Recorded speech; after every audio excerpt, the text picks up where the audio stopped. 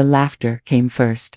Not the kind of laughter that heals, not the kind that lightens a room, but the cruel kind, sharp, jagged, and designed to cut.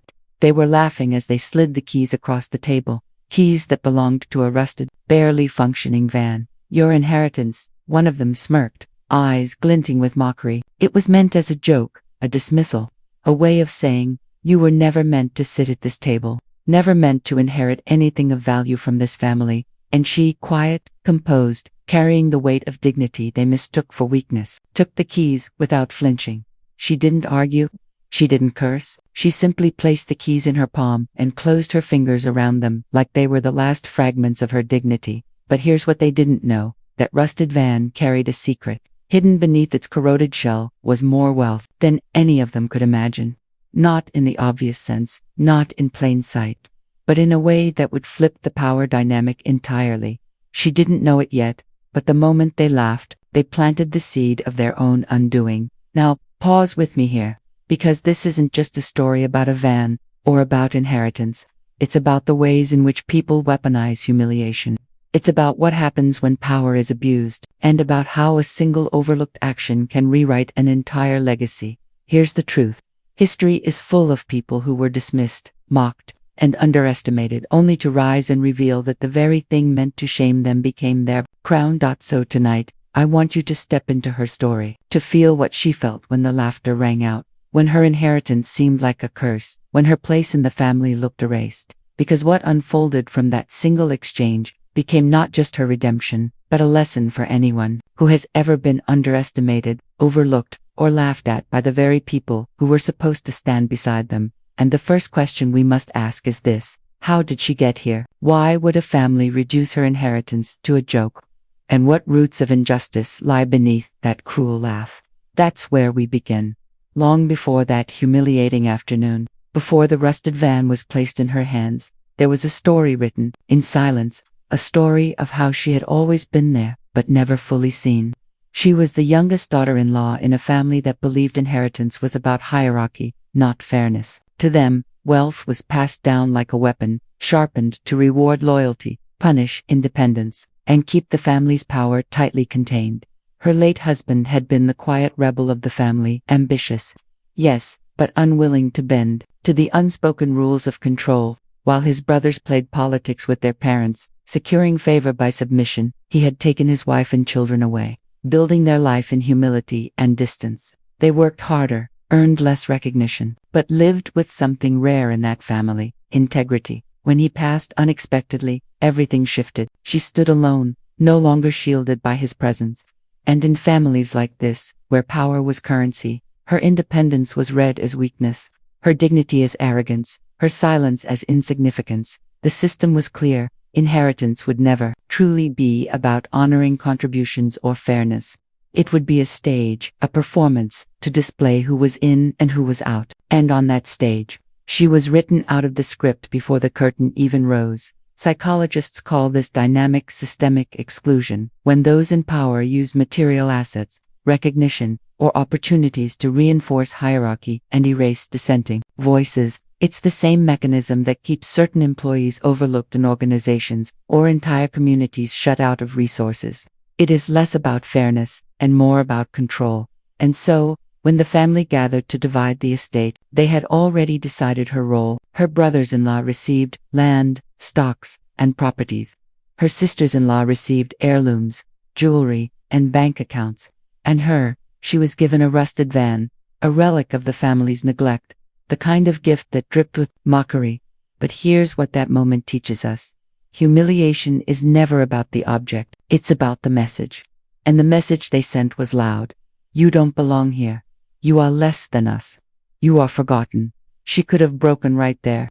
She could have let the weight of injustice crush her spirit, accepted her role as the family's shadow. But instead, she held those keys quietly, firmly, as if she knew that the story wasn't over. And here's the thing about life. Injustice is often the soil in which transformation begins. They thought they were burying her. What they didn't realize was that they were planting her. The moral fork in the road was approaching, and with it, a question that would define not just her life, but the legacy of everyone who had ever underestimated her. The van sat in her driveway like a scar. Rust crawled up its doors. The paint peeled. The engine coughed more than it purred. Every time she saw it, she was reminded of their laughter, their smirks, their unspoken declaration. You are worth nothing more than this heap of scrap metal. And that's the trap humiliation sets. It whispers until you start believing it. Until the object, the van, the insult, the dismissal, fuses itself to your identity. For days, she avoided it. She walked past it with her groceries. She hurried her children inside so they wouldn't ask questions. She told herself she'd sell it for scraps and be done with the memory. But late one evening, when the house was quiet and grief pressed heavy on her chest, she sat in the driver's seat. The air smelled of rust and mildew. The steering wheel felt rough, splintered. She closed her eyes, and in the silence, a thought rose. If I accept this as my inheritance, then they've won. If I sell it for nothing, I've accepted the price they've set on my worth. This was the fork in the road. On one side, surrender. Let the van be proof that she had been erased, diminished, defeated. On the other, resistance. Not the loud kind. Not the kind that begs for recognition, but the quiet, strategic resistance of turning shame into strength. And this is the reality many of us face. Life hands us symbols of disrespect. Sometimes it's being overlooked for a promotion. Sometimes it's being dismissed in relationships. Sometimes it's the weight of stereotypes pressed into our skin. The question is always the same. Do we accept the symbol as our identity, or do we redefine it? She didn't know it yet, but a single action was about to flip the entire outcome. The choice crystallized one morning when her son asked, "Mom, why did they give us the old van?" She looked into his young eyes. Eyes, too honest, too searching to be lied to. And in that moment, she realized the fork in the road wasn't just about her dignity. It was about what story her children would grow up believing. Would they learn that their family could laugh them into silence? Or would they learn that silence could be sharpened into a weapon of resilience? She placed her hand on the steering wheel and whispered to herself, "This van will not be my humiliation. It will be my beginning." The decision was made. The humiliation would not stand as their final word. But what no one knew, not her children, not her in-laws, not even she herself, was that this rusted van was more than just a symbol.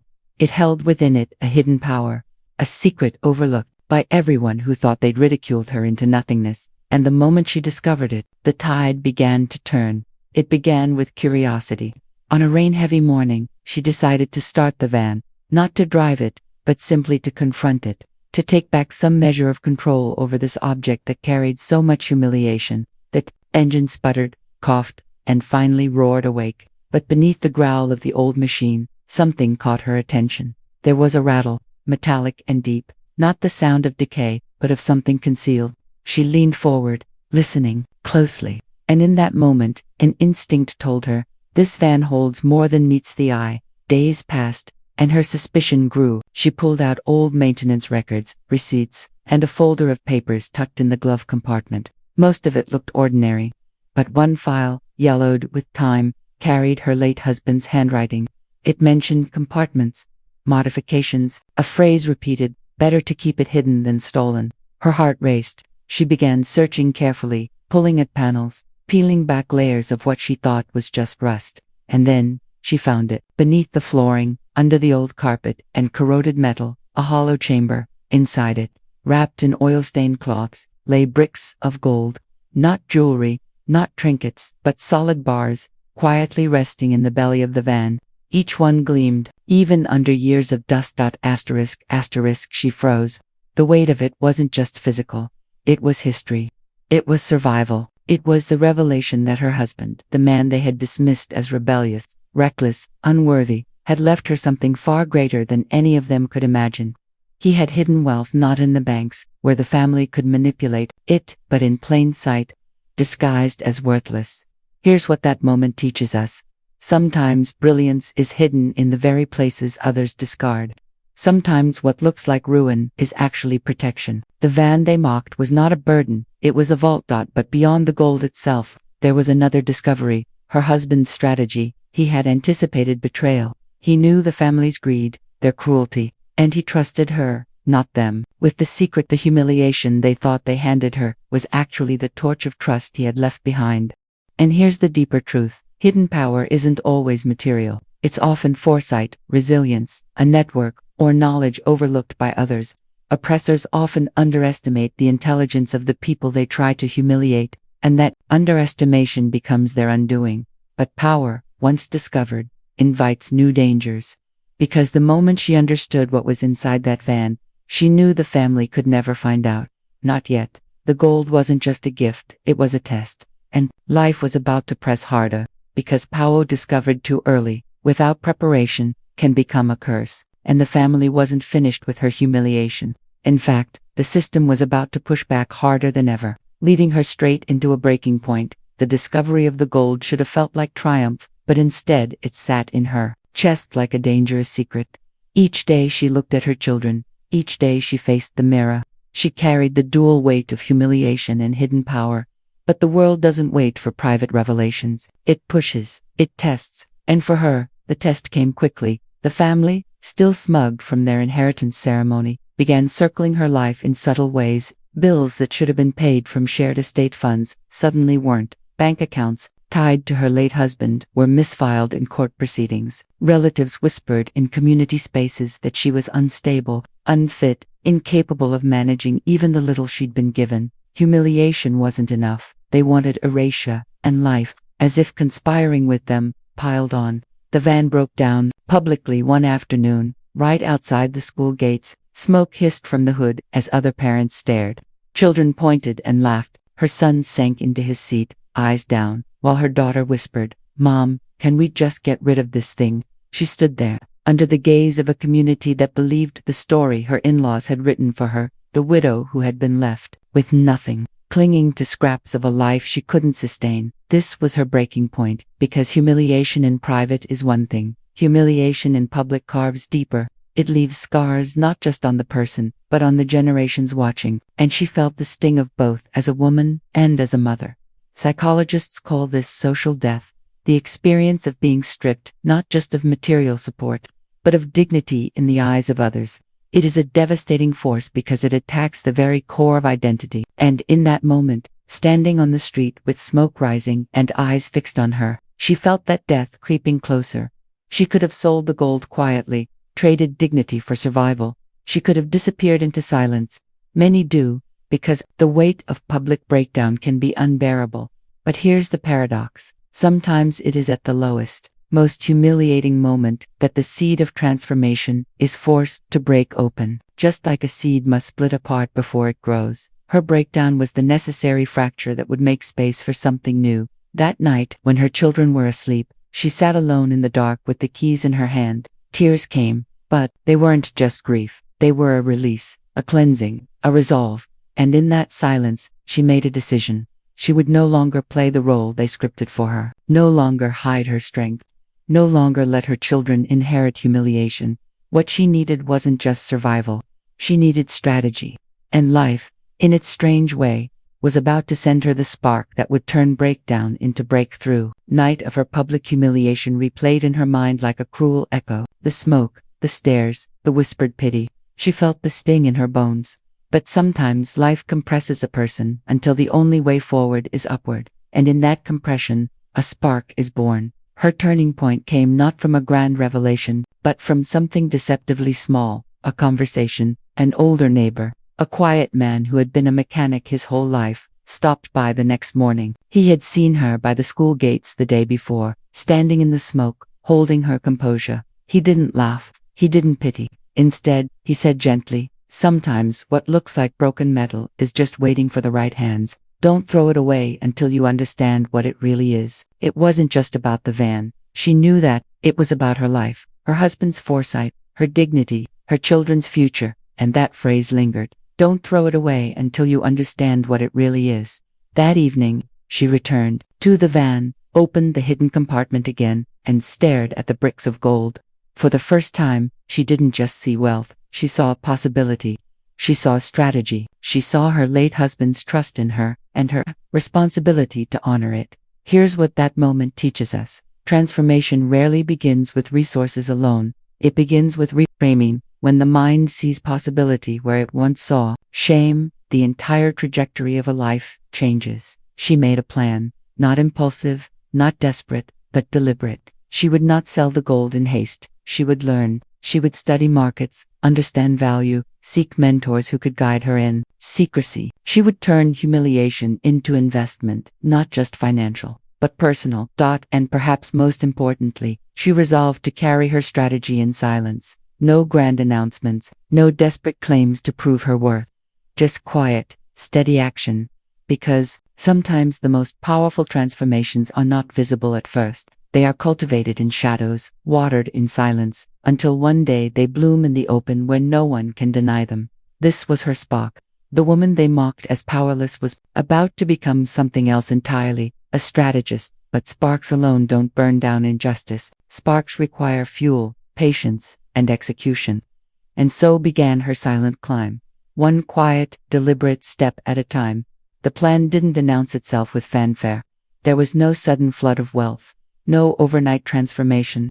Instead, her journey began in silence, the kind of silence that conceals not weakness, but preparation. She started with discipline. Each night, when the children were asleep, she studied financial literacy, investment strategies, property markets, and the quiet brilliance of those who had turned little into much. Books became her companions, lectures her secret fuel. She learned that wealth wasn't just about possession, it was about positioning. And positioning required patience. Meanwhile, she lived simply. To outsiders, nothing had changed. She still drove the rusty van, still walked with humility, still wore clothes patched by her own hand. Her in-laws smirked when they saw her, mistaking her silence for defeat. They thought the humiliation had crushed her into permanence. But while they laughed, she was moving pieces like a strategist on a chessboard. A single bar of gold was quietly exchanged. Not for extravagance, but for land. Land others overlooked. In neglected neighborhoods, in spaces people dismissed as worthless. She understood something profound. What others discard often carries hidden value, just like the van. One plot became two became four. She reinvested carefully, never exposing the source.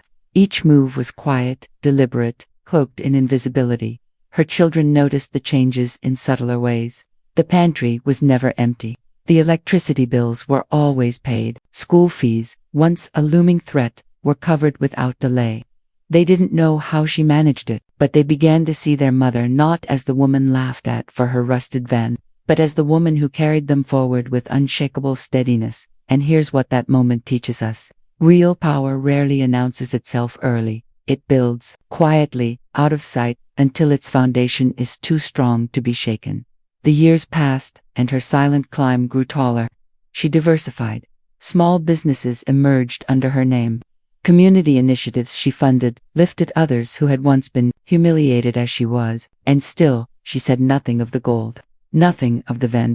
The world saw her as a woman who had endured humiliation but somehow found her footing again. Only she knew the truth, that the very object of her disgrace had become the engine of her rise. But silence cannot last forever. Every story reaches a point where the hidden becomes visible. And her time was coming, because the family that had once laughed at her was about to see the tables turn, not in whispers, but in a public reversal so undeniable that it would shake their sense of superiority to its core. The stage was being set for her reckoning. It happened years later, almost like life had orchestrated the perfect stage. The family estate, once the pride of her in-laws, had begun to crumble. Mismanagement, greed, and short-sightedness had drained their wealth. Properties were mortgaged, businesses faltered. The same hands that once clutched inheritance with smug certainty were now desperate, clawing for stability. And in that desperation, a family meeting was called. The very same table where years before they had slid her the keys to the rusted van. They gathered with the same arrogance, though thinner now, chipped by failure. They spoke of pooling resources, of saving what little remained of the family name. They looked at her as they always had, as the widow who had been given nothing of worth, a background figure, a shadow. But shadows, when positioned correctly, can eclipse the brightest of lights. She listened quietly as they spoke of debts, losses, and plans that all sounded like scrambling excuses. And then, when the silence opened for her, she placed her hands on the table and spoke in a tone so calm it cut sharper than anger. "I can help." They scoffed at first. "With what?" "That van." One brother-in-law sneered, the others laughed. Again, though softer this time, laughter weighed down by their own decline. And then she did what they never expected. She laid out her portfolio. Properties spread across the city, businesses under her name, land whose value had multiplied tenfold. She spoke not boastfully, but with precision, like a strategist unveiling a plan long in the making. First, they thought it was impossible, that she was bluffing, until documents, deeds, and partnerships confirmed the truth. The woman they had humiliated had built an empire in silence, and the final strike came when she stood and said, "You gave me a van you thought was worthless. It was filled with gold. My husband trusted me, not you, to protect it, and with it I built a future." The room fell silent. The very air shifted. The laughter that had once pierced her dignity was gone, replaced with disbelief, with shame, with the undeniable recognition that the one they had mocked now towered above them. Here's what that moment teaches us. Humiliation often backfires. When people dismiss you, they reveal not your weakness, but their blindness. And when you transform what was meant to break you, the reversal doesn't just restore your dignity, it redefines the entire balance of power. Her in-laws sat stunned, their empire crumbling, while hers was rising. The van, once their instrument of ridicule, had become the very crown of her redemption. But victories, even righteous ones, carry fallout, and her public reversal would ripple far beyond that family table. The aftermath, the collapse of some, the rise of others was only just beginning. The silence at that table was not just awkward, it was historic. For years, they had laughed at her. For years, they had written her out of the family's legacy, convinced that her story ended with rust and shame. But now, the silence was thick with the weight of truth, undeniable, irreversible truth. Some of them broke first. One sister-in-law burst into tears, lamenting that her inheritance had been squandered while the woman they mocked had risen. A brother-in-law, red with anger, accused her of deception, as though her success was theft instead of vision. Another sat back in his chair, stunned, realizing too late that the power he clung to was gone. This is the nature of a public reversal. It does not simply crown the victor, it exposes the failures of those who tried to bury them. The fallout was swift. Within months, her in-laws lost more ground, their properties auctioned, their reputations weakened. The same community that once whispered about her humiliation, now whispered about her brilliance. The same van they mocked became a symbol, almost a legend, of how arrogance blinds the powerful to their own downfall. But she carried her triumph differently. No parades, no speeches. She didn't rub her victory in their faces, because true strength doesn't need noise. Instead, she turned her resources outward. She funded scholarships for children in the community, especially those dismissed and overlooked. She launched small business grants for widows and single mothers, women often left out of inheritance, left to rebuild from scraps. Slowly, she transformed her private victory into a public legacy of justice. Her children, once ashamed of the van, grew to see it as sacred, not because of the gold it carried, but because of what it represented: resilience, strategy, the quiet dignity of a woman who refused to let humiliation be her final chapter. And here's what that moment teaches us. When you rise, you don't just lift yourself.